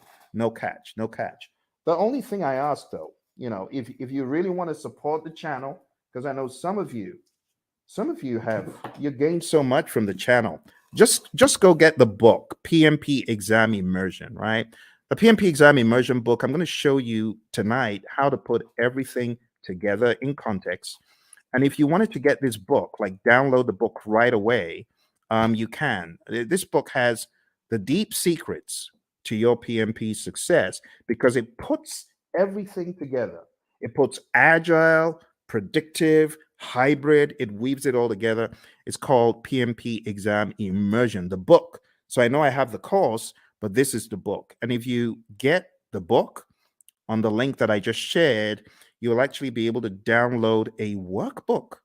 And the workbook has 100 of these crazy, what should a project manager do next kind of questions. So whatever the case, whether you can afford it or not, I got you covered. For those of you who say, Phil, I'm just, trying to survive here. That used to be me. So I got you covered. Don't worry. Just go to pm.pmradio.org, and you're gonna be extremely delighted when you see what I have in store for you guys and girls. Okay.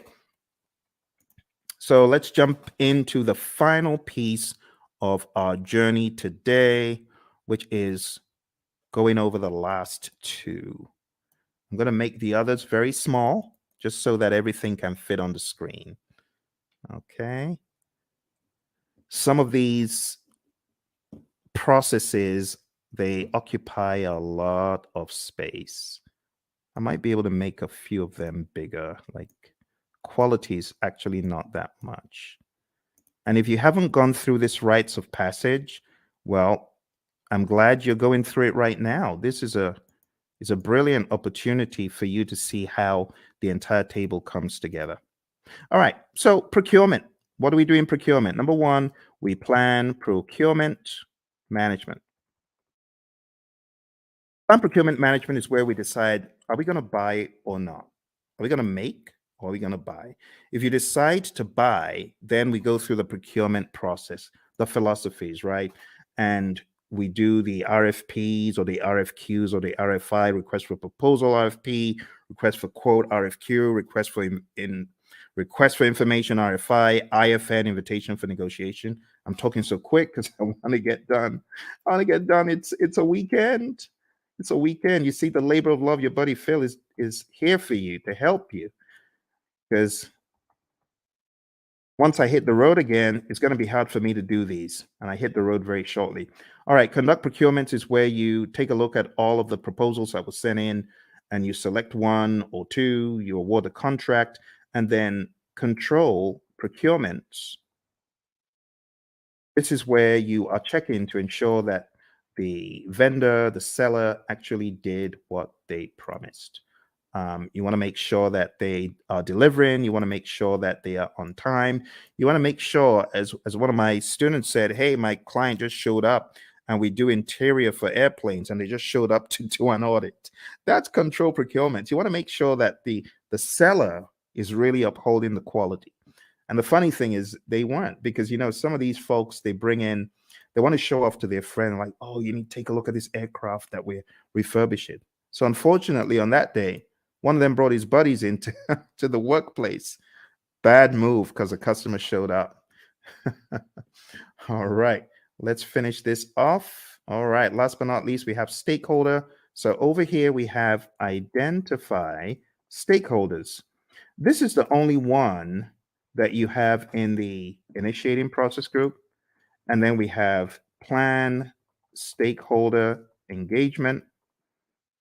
And then we have, after you've planned how to engage a stakeholder, then we have manage stakeholder engagement. This is where you're actually engaging your stakeholder, speaking with them, communicating with them, working with them. And last but not least, we have monitor stakeholder engagement. Okay.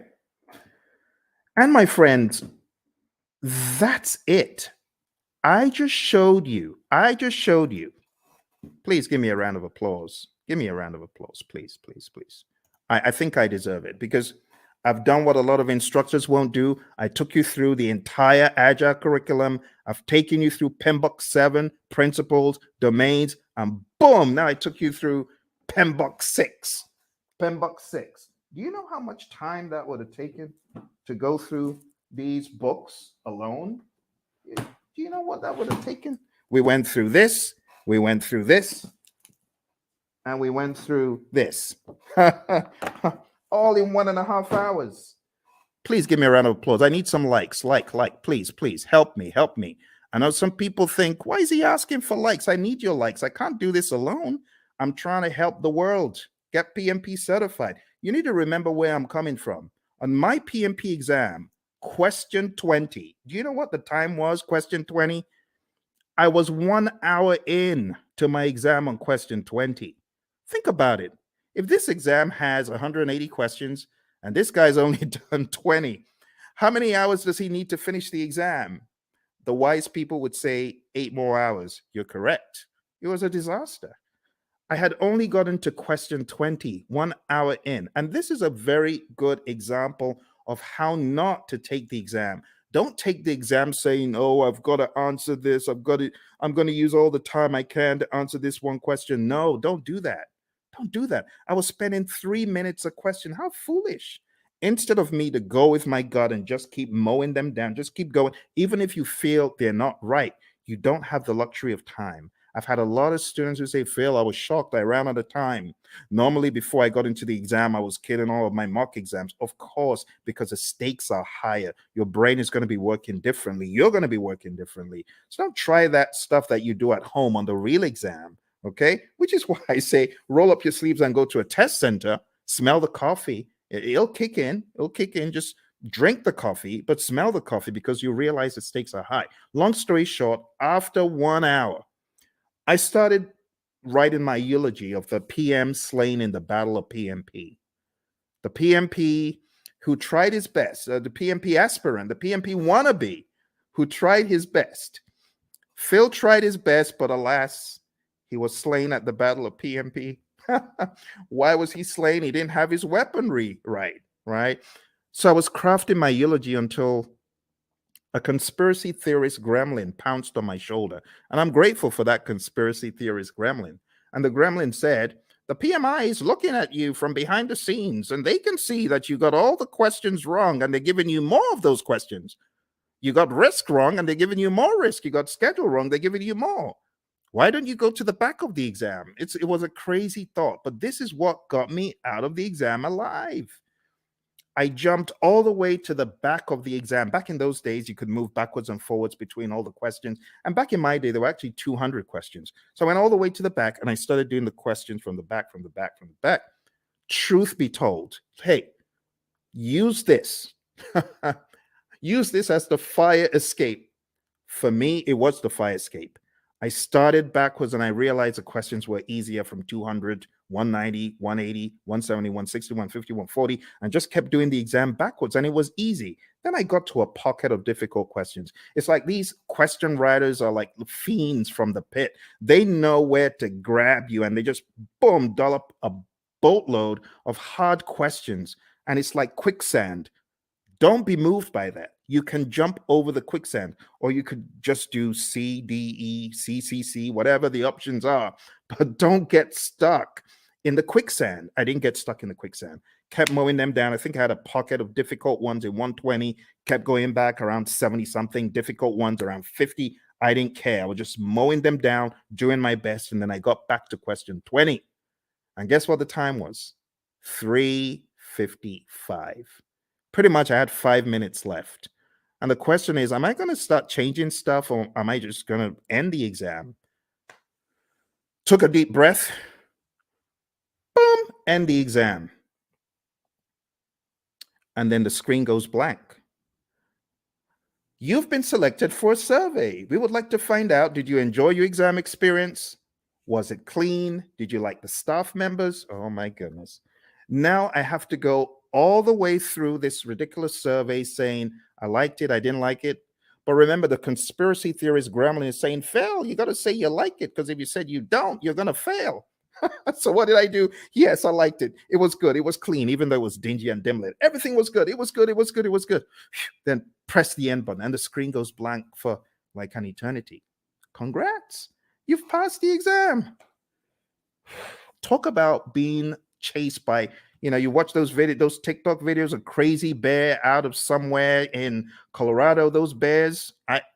That was me. I felt like I had run from the crazy beast. And that's why I do what I do. Because when I came out of the exam, I promise that if I come out of the exam alive, as I'm writing this crazy exam called the PMP exam, I'm promising if I come out of this thing in one piece, two promises. Number one, I promise I'll never curse the PMI. I won't curse them as I always have been. And number two, I promise I'll tell everyone anything in the world that moves. I'll tell them this exam crazy. Crazy exam, crazy exam. That's why I say take no prisoners. Do everything you can before you find yourself in front of that computer monitor. Do everything you can. All right. Final thing we're going to talk about today, my friends. I'm going to show you the PMI's secret sauce for the PMP exam. They have a secret sauce for the exam, and that secret sauce is encapsulated in a document. And the document is simply called PMP Exam Content Outline. I'm going to put that in the link so that you can download it and read it. I'm showing you where all the treasure is buried tonight, my friends. You know, like I said, I'm hitting the road again. I don't know when next I'm going to be able to do this. It's going to be a while. Here we go. Here we go. That is the PMP exam content outline. And I'm going to go over the outline with you, but I'm not going to do it the usual way. I'm going to do it differently. I am going to do it very quickly by going through my special roadmap. It's a roadmap I created for the PMP. And it cuts off, I would say, about 10 hours. It cuts off 10 hours from the curriculum because it's very rapid and effective. Are you ready? Let's jump into it. Let's jump into it. Here we go. Here we go. For those of you that have been on since we started, thank you very much. I hope you're finding value from it. Your exam is going to have people. 42% of the exam is people, 50% is process, 8% is business. And then you can slice that across 50% agile and hybrid, 50% predictive. Okay? So what am I trying to say? I'm trying to tell you agile is a beast, a big old beast as big as predictive. Here's the breakdown one more time. See that?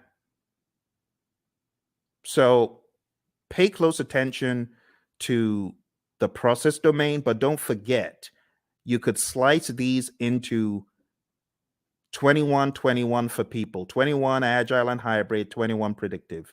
For process, 25 agile and hybrid, 25 predictive. For business, 4% agile and hybrid, 4% predictive. That's the general idea. Okay. Let's go into the people domain very quickly, and I'll just try to wrap it all up. Okay. Number one,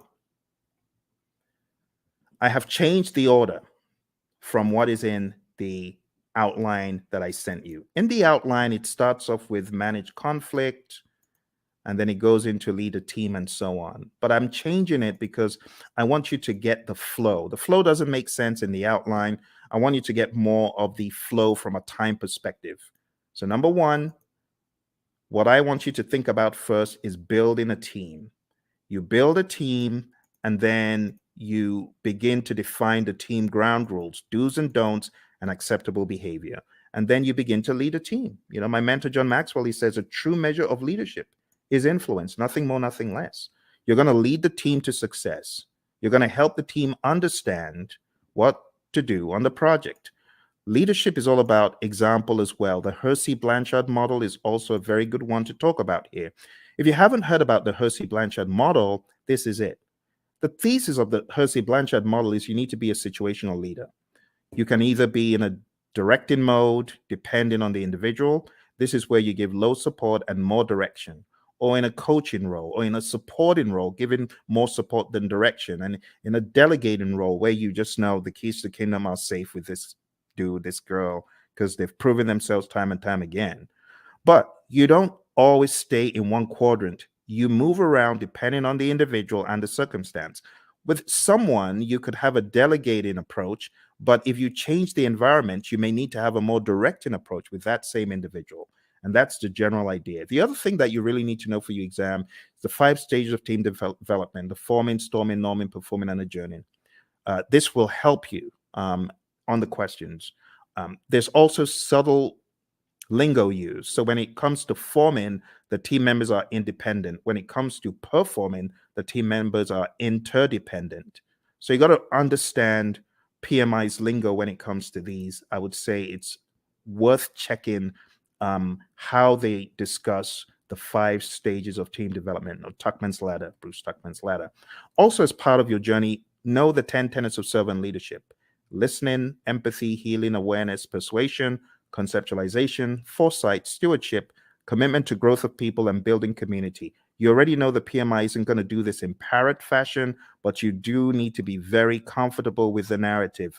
Also, for the people domain, you need to understand the Thomas Kilmann conflict mode instrument. There's no image of this in the PMBOK guides, any publications from PMI, but you need to realize that you could be somewhere in the middle as far as your approach to conflict, or you could be very forceful to get your way, or you could be in a collaborate or problem solve mode, which means you're assertive about your needs and the other person's needs. You could be in the avoid or withdraw mode, or you could be in the accommodate or smooth mode. The accommodate or smooth means you're more focused on the person's needs than yours. Avoid or withdraw means you don't care about yours or the other person's needs. You just want to escape. And that's okay. But avoid or withdraw is not the end. You could be back. You could be back with some additional backup. It depends. Okay. So there they are again. The Thomas Kilmann conflict mode instrument, PMBOK 6, page 349. If you're in PMBOK 7, it's talked about differently. It's kind of wonky because it kind of went off something else instead of sticking to the Thomas Kilmann conflict mode instrument itself. This is what I would recommend, though, for your exam prep. Okay. So going back, we've talked about 6, 12, and 2. The other things you need to know for your exam: definitely understand how you as a leader should build shared understanding. Then we go to task 5, ensuring team members and stakeholders are adequately trained, which is a no-brainer. Number 13, mentoring relevant stakeholders. Whether you're the scrum master or the project manager, you should mentor. Empower team members and stakeholders. Manage conflict. This is where the whole conflict dialogue now comes in. Number 11, engage and support virtual teams. Understand the concept of the fishbowl window. Number 9, collaborating with stakeholders. Number 7, addressing and removing impediments, obstacles, and blockers. Number 3, supporting team performance through the application of emotional intelligence. Number 14, I beg your pardon, promoting team performance through the application of EI. And number 8, negotiating project agreements. Now, 3 and 14 are very close. Supporting team performance and promoting team performance, they're very similar. Supporting the team means you're there for them, you big them up in a meeting, you don't throw them under the bus. Promoting team performance through the application of EI is different. This means you are emotionally intelligent. Emotional intelligence means you're able to control your emotions, bridle your emotions, and you're also able to influence the emotions of others. And that's the people domain very succinctly. Okay.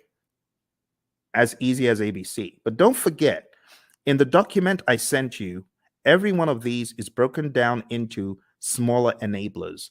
I would recommend going through the PDF that I put in the chat. That will help get you to excellence in this. Okay? Let's move on to the process domain. Before we get to the process domain, I really want to accentuate a couple of tools. Okay? The stakeholder power interest grid is big. Make sure you understand that before your exam. You could have the power interest grid, the influence impact grid, and other allotropes of it. And understand the planned stakeholder engagement process. This is where we have our stakeholder engagement assessment matrix. I call it the SEAM. This is where you have your current state of the stakeholder, and that is your desired state. They're currently unaware. You want them to be supportive. The question for your team then becomes, how do I get Bob from an unaware stakeholder to supportive? What are the actions that we need, right? And those are the actions that you got to discuss. So this is a great conversation piece for the real world as well, okay?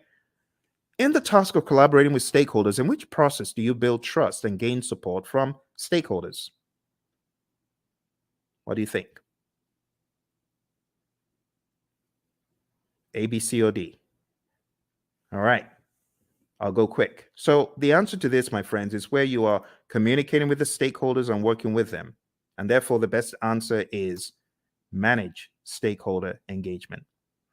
You won't get questions like that on the exam because those are very prescriptive to process name, but still you could get the process names expanded upon and camouflaged. So you do need to know what you're doing in each process. Here's another one. On your agile project, when facilitating a meeting with stakeholders, it is critical to do what? Is it hold the meeting in person? Is it develop and distribute an agenda prior to the meeting? Is it bring snacks? Or is it use technology to record the meeting so you can reference as needed? What do you think? Which one is more agile than the others? Which one makes sense? Okay, so which one is critical? In which one would the meeting sink if you didn't do it? Think about it. It's like a trick question. But you're not required to hold meetings in person in the world of Agile. You don't have to bring snacks and you don't have to record, but it would make sense. For example, if you're holding a retrospective, it would make sense for you to have an agenda and for you to share that. Okay. So this is an example of how, oh, looks a little bit difficult. Am I in the world of predictive? Or mine, it sounds a little bit predictive in the answers, but it says agile. So you got to be ready to face things like that. All right, let's move into the next domain, which is process. Okay. As usual, we have our roadmap, and these are the things we've just talked about. So I'll be very quick. Number one is actually task 13. So this is where you determine the appropriate methodology, the methods, the practices. Are we going to be agile, predictive, or something else? Then you got to establish a project governance structure for rules and regulations and how things work. And then number 9 is pretty much integration. You got to integrate project planning activities. Number 17 is plan and manage project or phase closure, pretty much close project or phase, which we've already looked at today. Number 8, plan and manage scope. Number 6, plan and manage schedule. Number 5, plan and manage budget and resources. So at a high level, number 8 is really scope management that we looked at. Number 6 is schedule management. And number 5 is budget and resources. I'm sorry, it's a little bit obscured because of the color on the screen. Number 7, plan and manage quality of products or deliverables. That's quality as a knowledge area. And all of these also double in the world of agile. Don't forget. Number 3, assess and manage risks. We've taken a look at that. Number 12, procurement management, pretty much. Number 1, execute the project. Now we can execute the project. After you've done all that planning, now you execute with urgency to deliver business value. Number 16, ensure knowledge transfer for project continuity. Make sure that you're transferring the knowledge, because if that person leaves, what's going to happen? That needs to be your question. All right, manage project issues, have an issue log. Make sure you chase those impediments as vehemently as possible before they eat you alive. So we talk about impediments, obstacles, and blockers. So the question is, what is the difference between an impediment, an obstacle, or a blocker? And the answer is an impediment slows you down. An obstacle is in the way. Now you can go around it, you can go over it, but when it comes to a blocker, you're stuck in your tracks. You're stopped. That's really bad. They're all bad, but blockers are the worst because they just stop you in your tracks. You can't move. When we talk about managing project issues in the world of predictive, all of those things are in your issue log. You got to go after them. Manage project changes just means manage changes using your change management plan. Your configuration management plan must also be considered. This is manage project artifacts. 3 artifacts in Agile. Who remembers?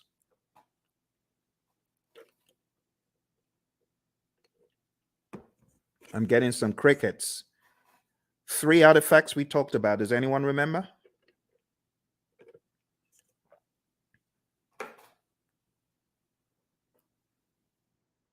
Hello? Everyone's quiet.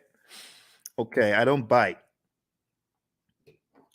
All right, so the artifacts I was looking for from the world of Agile is your product backlog, your sprint backlog, and your increment or PSI. In the world of predictive, I was expecting the baselines and the plans pretty much. They're possible artifacts. We could also say our burn charts are artifacts from the world of Agile and things such as that. There are other things we could include. All right, managed communications is the next one. Pretty much managed communications, the communication knowledge area, and then engage stakeholders pretty much the stakeholder management knowledge area that we've taken a look at. Okay. Don't forget, there's some really important stuff in the Agile Practice Guide as far as the incremental agile predictive iterative mantra, knowing when one is better than the other. So if there's a low degree of change, but there's a high frequency of delivery, it's incremental, stuff like that. This image is going to help you master. Again, know your Scrum, know your Scrum, know your Scrum inside out. Read the Scrum Guide. Make sure you go to scrumguides.org. As I recommended earlier, read it, go through it, go to Ken Schwaber's website, scrum.org, and make sure you take some of his Scrum basic assessments. They will really help you get very firm in Scrum. And don't forget the PMI's Agile Practice Guide, page 18, table 3-1. This is a table that you do, in my mind, absolutely need to know before your exam. And when it comes to the world of risk, just understand that risk can be positive or negative.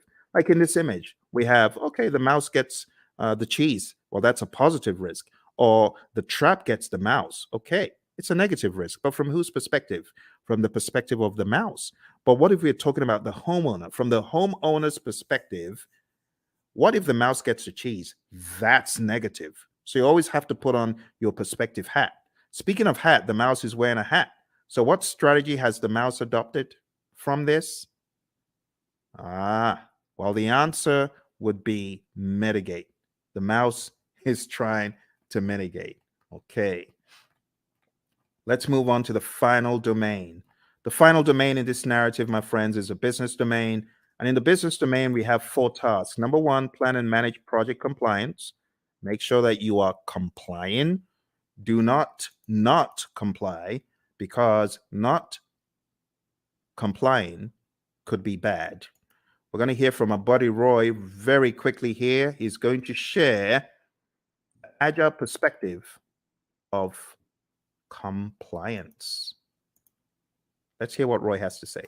So Roy, is this a good word in agile space? Well, maybe it's a necessary word. We certainly don't like it, but it is functionally correct. It is technically the correct word to use. But we do want to make sure that we're aware of what compliance regulations are in place, so that we don't get ourselves in trouble. But I also want to stress that there are actually times when we might intentionally decide not to be in compliance. I've done a lot of work in the finance space, insurance space, and sometimes they're actually having those conversations of, okay, there's a new regulation that just came down the pike. Is it cheaper for us, for at least for right now, to go do that and go make sure that we are compliant, or should we just pay the fees for a period of time and do that work later? So those discussions they're valid discussions, especially when no one's being hurt.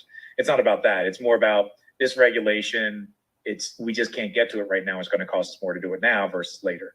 So sometimes there's discussions happen, but those things are planned. They're understood. There are lots of discussions. Same basic needs, in an agile project as you would in a traditional project. It doesn't really change that much. But again, the difference is how we do it.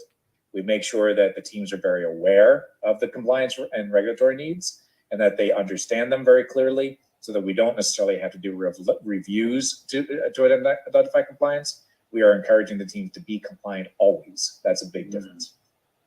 All right, good words from our buddy Roy. And like I said, if you want more of Roy and I's training coaching, going down to hpmexam.com, we have tens and tens of hours of both of us going back and forth talking about this stuff over and over again. You could go on to tinyurl.com/elite PMP. You'll be able to join the Udemy course where we have PMBOK 7. We just go to town on PMBOK 7, and you can watch all of those videos there. All right, moving on. Let's go back, and we're talking about business domain.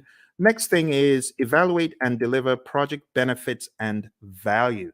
So in the world of the PMI, they've become hypersensitive to the concept of benefits and value and outcome. It's no longer just about deliverable. Moving on to task 3, evaluate and address the external business environment changes for impact on scope. This is what a good product owner should be doing. A good product owner should always be scanning the boundaries and saying, what has changed in the environment? How does that affect our project? That needs to be the question. All right.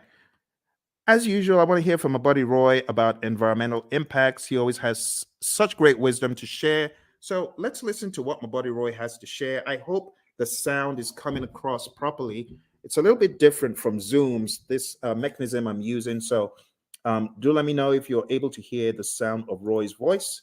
Let's listen. I'm glad they're talking about the backlog. That's a very positive change. Obviously, observing and monitoring and all that sort of thing is really not that much different than you would do. That's a business thing. Your product management community, if you have one, they would be doing these sorts of things. And that part doesn't change. The part that does change, though, is that we're able to make those changes a lot faster. So if something is happening in the market, we don't have to wait 6 months or a year to implement it because of current projects. We change it now, or as early as is practical anyway. And the main reason that we can do that is because it's less impact to our schedule, less impact to our projects. We can make those changes a lot faster with significantly less impact to our project. All right, back to you, Phil. All right, awesome stuff from our buddy Roy. So now you understand the concept of the environmental changes and their impact on scope. We've got one more, and we're going to be done for the night. We're going to be done. So here's your last chance. Type in any questions you have. I'm sorry if you are typing in questions and I'm not seeing them. This is a different platform, so even though it's live, I am unable to see if you have chatted in anything. It's not coming through. You might want to go to LinkedIn and try, because a few moments ago, Lawan was chatting in and it did work for her on LinkedIn. So if you're typing in and it's not working, I am sorry. All right, let's go on to the final one, and it's support organizational change. And you as a project manager, this is your job. Your job is to support organizational change.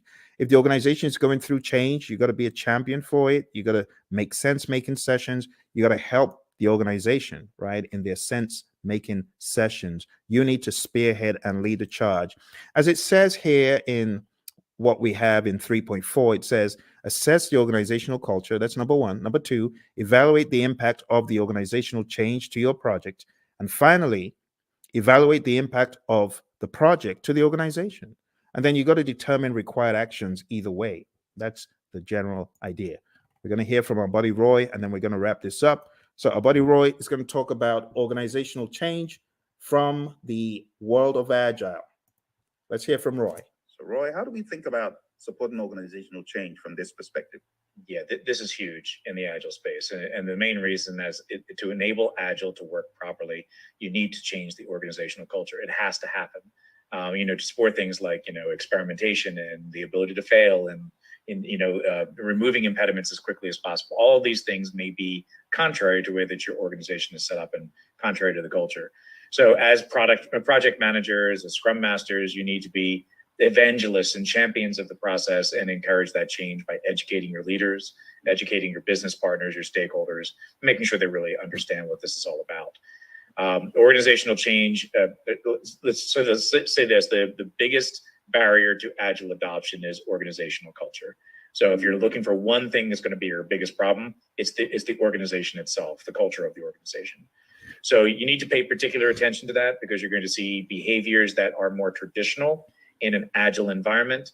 But in an Agile environment, those traditional behaviors don't work, right? If you're expecting to see things the same way, do things the same way, and just do Agile, you will fail. It will not go well for you.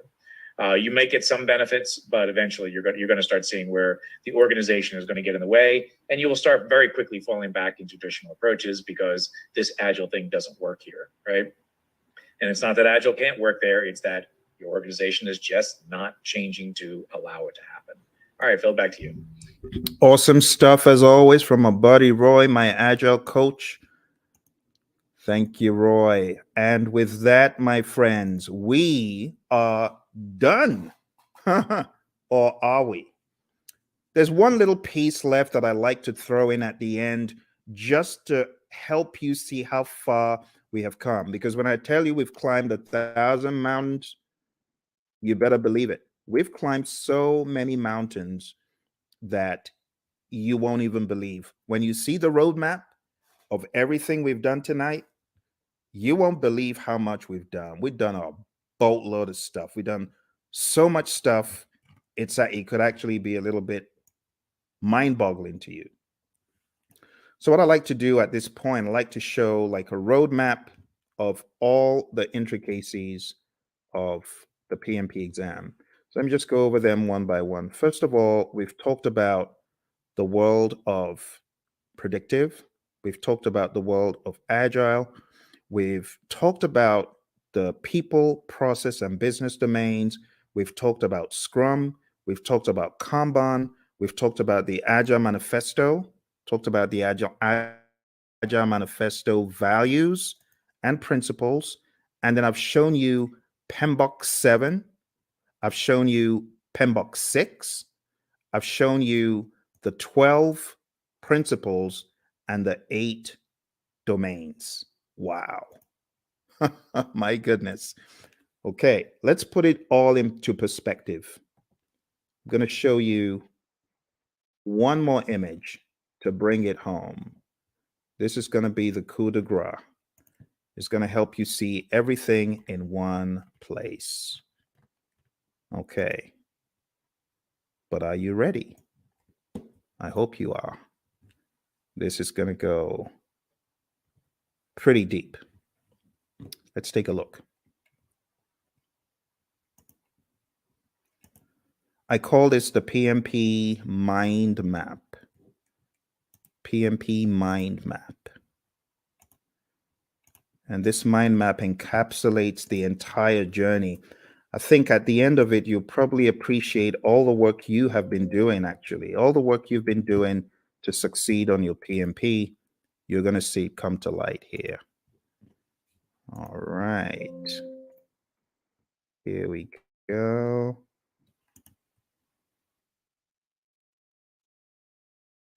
PMP mind map. You might have seen a video where I talked about this in the past, but it's always new because of the enormity of what we have done tonight. You ready? Okay. You take myself off the screen so that you can see it.